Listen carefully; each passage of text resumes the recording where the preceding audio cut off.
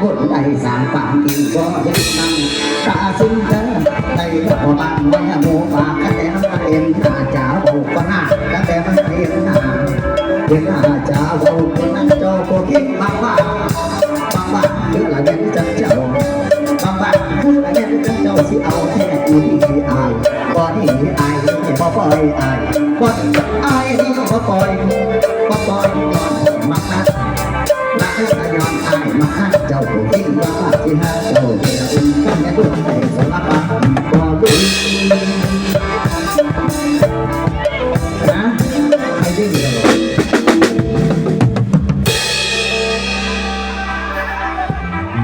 แต่ว่าสีแดงจะได้แบบเปลี่ยนลาดังอันนี้บอกสั่งนางในเรื่องอุ่นถ้าเป็นรุ่นในสั่งตามตีบีบอเลื่อนน้ำตาเส้นไหลกับพอปานมวยหมูป่ากันเดินเห็นต้องตามไอ้บอขวัญไหวลาดังกับเปิดโอกาสได้สิเกิดใจนั่งเห็นว่ามันเป็นก้อนถิ่นบอลนั้นต้องเราลองบอกขันเราพูดได้ไปบอเนื้ออุ่นไปบอเนื้ออุ่นไปเป็นไทย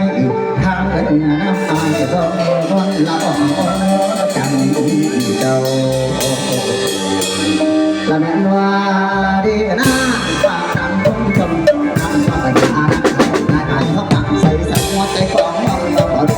เพียงลงจับเดินมาหรือแม่นคงก็บาดมาแล้วโอ้ยลองอันนี้มาบอกไว้แล้วมาขันมาใจไปปันดังเขาถึงใส่เนื้ออ่างใส่อ่างหรือใส่น้ำใส่เนื้อตรงติดบอกโอ้ยหันหน้าอ่างเราต้องนั่งเกียรติไว้หัวแดงเขากำลังกับเกียรติแต่คนจะตั้งแต่ที่ตั้งเดิมว่ามีอะไรใจยังว่าพวกตัวรู้เดิมว่าเองน้ำใจอ่านมาต้องสั่งนั่งนั่งเรืออุ่นมาต้องสั่งนั่งนั่งเรืออุ่นนัดแม่ลุ่มได้สดได้สวมได้สวมก็ได้สวมได้สวมข้างหลังเพราะว่าข้างหน้าว่าตีถ้าตายขอแค่ได้ดีขอทั้งขอแค่กำลังจะแค่ตายแค่ข้างหลังกำลังจะแค่ตายแค่ข้างหลังทั้งนอกทั้งหลังตาย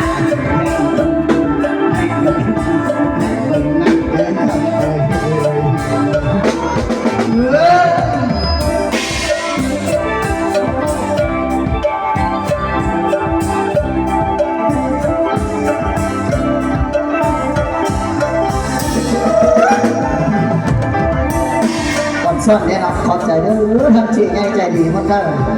ให้ยุติแง่อายุมันก้อนเงินความเชื่อจะสุดได้ความใจจะสูงมากพระเจ้าได้หัวไงเป็นร้อยหัวร้อยเป็นพันไม่ท่านเอามาแล้วจะพิจารณานอนพัดหายนอนมันท่านจะไปหาบอลคนละคนลาอันนี้หมายกองสร้างน้ำนั่งเนี่ยเดี๋ยววันพลาเฮ้ยมาตัดลงจมน้ำฟ้าในมานั่งพลุนนายตัดพวกนั่งใส่หัวใจกอดอ้อมต้องบอดี้มือสีเจ็บตกจังไม่น่าเป็นคนเพราะบ้านว่าน้ำของใหญ่ลงตรงนี้มันก็ไว้หลังมาตาอ่านขันใจใส่แทนเพราะบ้านนี้นั่นนับเหมือนขันเอาทิ้งใส่น้ำจมตีนบนบ่อผู้เรื่องพม่าพุทธเจ้าน้องรักเกียรติเพื่อความจนความในเรื่องความกับจับจีเกตเป็นคนกำใจเกตน้ำบ่อนี่ได้ปีใส่หัวเพื่อนคนดูหรือคนเน่าได้แต่เน่าของใจตาขันไม่ตายน้ำรองตายน้ำหลงน้ำบ่อแกนตายยอดเพื่อนผู้หักแล้วตายได้บ่จมเลยอักเองเขาย่อยๆตลอดคือปัญหาพ่อแม่ทุกบังคับกับจีเกตเป็นคนกำสัญญากันกำตะกี้นอนนั่งสิไปวอยไปก็ตาแผ่นว่าเดี๋ยวหน้าขันเด็กมาแอว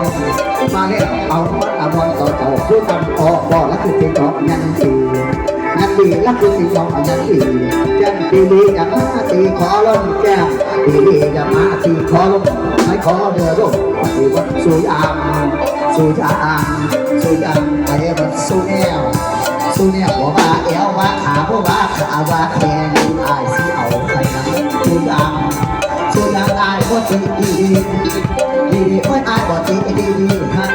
ดีไอ้ก็ร้องปล่อยว่าดีไอ้ก็ร้องปล่อยว่าขอแต่นั่งเดินนอนข้างไอ้ก็ยังต้องลาโอ้ด้วยกันเจ้าเอาสักนิดสักคนหยอกเพื่อนซื้อเอาได้ไหมเดี๋ยวหยอกกันซ้ำนี่หลังสลับก่อนเนาะลำก่อนเอาดอกกันไป